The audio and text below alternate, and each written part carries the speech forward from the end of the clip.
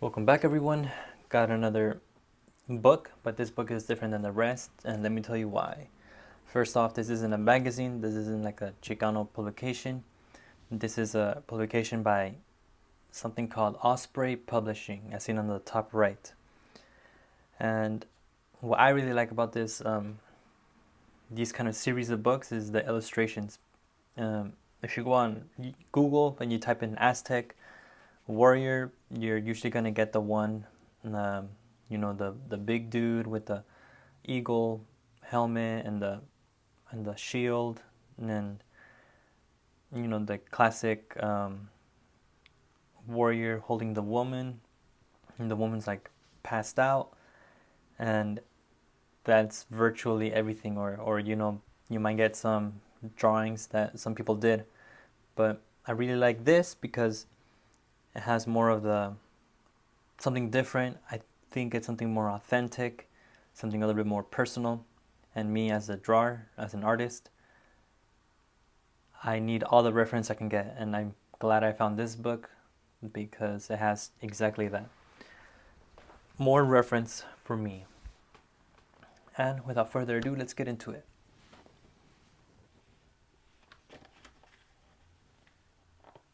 And what I like about these books is because they have a lot of information, a lot of history. I myself haven't read it, so I can't confirm, oh yeah, like this is true or whatever, but it is. I've read bits and pieces of it, and it feels true, it feels authentic. And so I'm gonna run with it. There's some little images so far, but it's still mostly text. Here they're showing you artifacts that they found, weapons, the shields, the helmets, face paint, haircuts, stuff they would wear.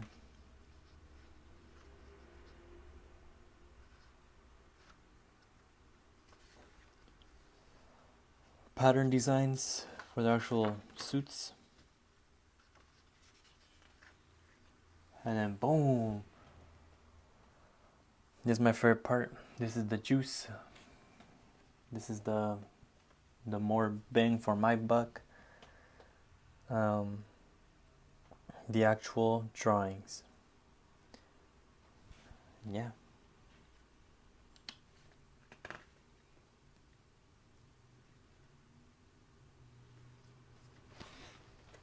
Like an image like this, I've never seen on Google or on the internet. Or actually, I think I did see this image on the internet, and that's what led me to this book. It says right there, Aztec Battle AD 1500. And it shows people dressed how I never thought they would be dressed, wearing pants or wearing the whole onesie, and their shoes and the cloths on their waists, their shields, the sword. I don't know what it's called. But here you have another one, the commanders. It looks like the guy in the blue looks like Adventure Time kind of dude, but again, something different, something, the land, the environment. I live for stuff like this. I get really excited when I find stuff like this. Here it is, something more. This is right there, the siege of Coatlahuaca, AD 1458. Again, it's like I'm assuming it's tribe versus tribe or nation versus nation, and Aztec warfare. I love that guy's pose. Shows everything about him. That's like the basic soldier, the lowest level, I think. All his armor, his shield, his all their weapons. And all that stuff you could use for reference for when you're drawing your Aztec dudes. I really like the helmets, the Jaguar helmet. I don't even know the other two helmets, dude. I gotta read. And yeah, the cotton jacket shirts. They look really cool too. The helmets, the staffs.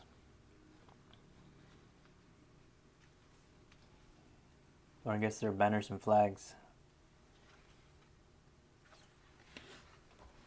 This one's really cool. It's a sneak attack ambush. It says an Aztec squadron surprises the Wastecs.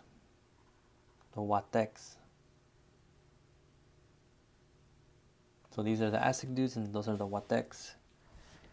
Just look at their shield, man. Look at the freaking symbols that they have. The Aztec dude has a mohawk. They blend in with the environment.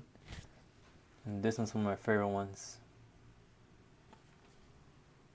And the caption says, Tlahuicol defends himself in gladiator combat before the great temple. And if there's any Aztec dudes in here that are really into the ancient culture, then this is a must-have, man.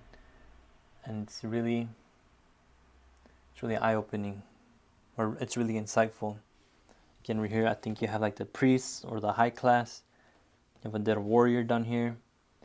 You have other people that are ready to get in the ring.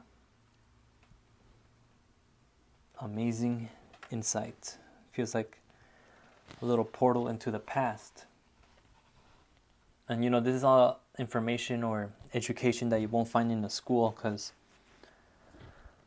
I don't know, no school that I went to had books like these or required reading.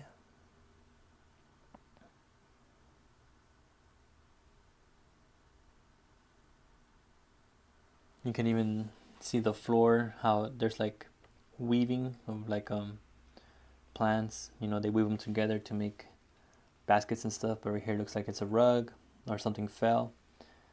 More weavings. And yeah, poor dude, fallen soldier. And what the caption says, the siege of Tenochtitlan. So this Spanish dude, I'm assuming this guy that's holding the Spanish sword, was helping the Spanish, and Tenochtitlan are defending themselves. And then back to the reading, and again, field combat. I'll just read the first sentence just so you get an idea of what it says. It says, the Aztecs were not usually concerned with positional war or war for the possession of a defined battlefield area unless it served some particular purpose. Their goal was to maneuver the enemy into situations of entrapment, and this demanded perfect coordination and timing. The first order of business was to raise a system of battlefield signals. This was achieved by establishing a command post on an adjacent hill with a direct sight line to the army. Signals were sent by relay. Runners were spaced out at 2.5 mile intervals.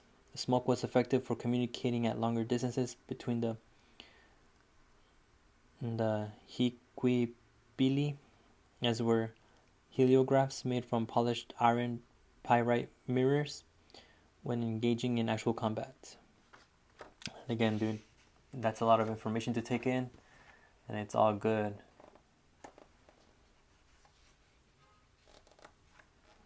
There's little picture graphs. More reading.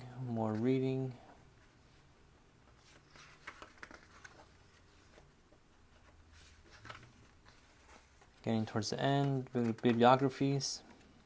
So you can go do your own research. Don't just take the word from the book.